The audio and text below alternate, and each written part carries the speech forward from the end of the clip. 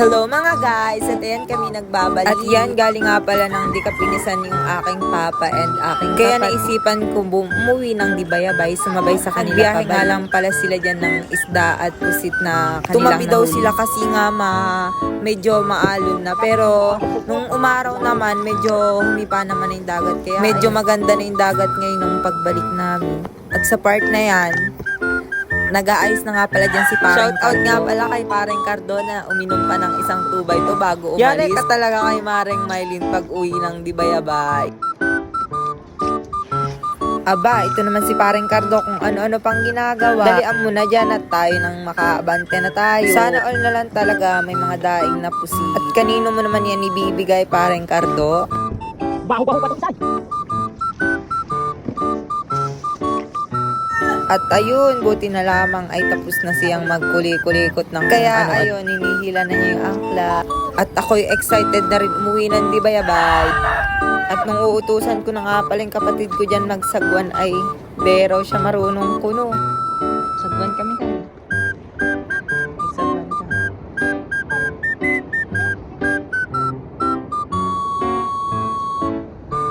At sa wakas, nakaabante na. Shoutout nga pala sa kapatid kong maputi. Huwag ka dyan at baka mangitim ka.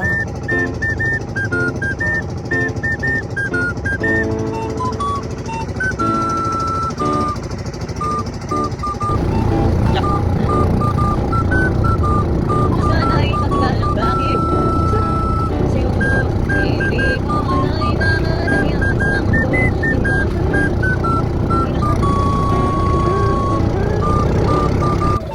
Babay dikap na muna ako mga guys. At ako'y naboboring na dyan sa dikap na yan. Wala man lang kachismisan. At papabilisin ko na nga lang at nang hindi naman halatang napakabagal na fast forward ko na lamang ng mabilis.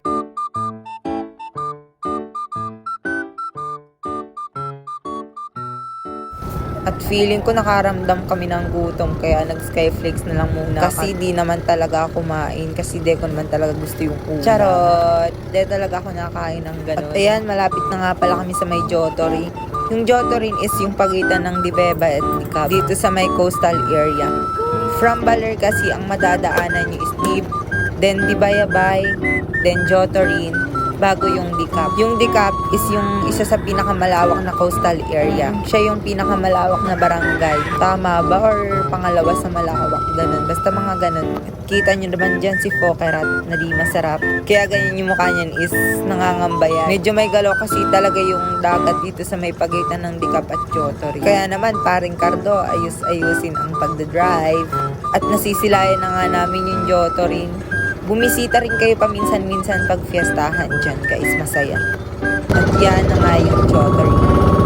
Medyo malayo lang kami kaya din ang hindi na ayos. At yan, malapit na nga din pala kami sa Dibayabay. Malapit nga lang pa yun nila yung Jotory sa Dibayabay kasi yung Jotory is sitio ng Dibayabay. Then may nakita nga pala kaming bangka, nakasalubong namin sila Tito Cesar. Shout out kay Ate Risa na nagsisigaw-sigaw pa dyan. Tsaka yung pamangkin ko ba't dinala mo dyan, te? Pag nakita mo tong vlog na to, ibalik mo na yan dito sa Dibayabay. Charot!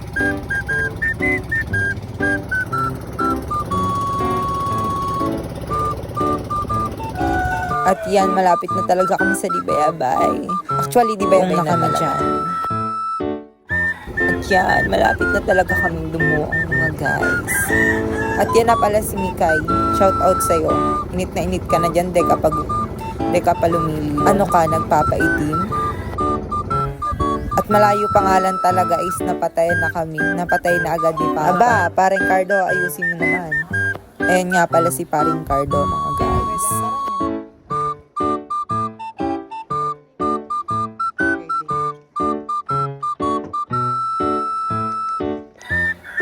At yan, nakababa na nga pala kami. Dalaan mo, Mikay. Tataling na lamang yung lupa. At hihilahin na ni Papa. At yan, hanggang dito na lang. Ate Lisa lang kasama. Babush!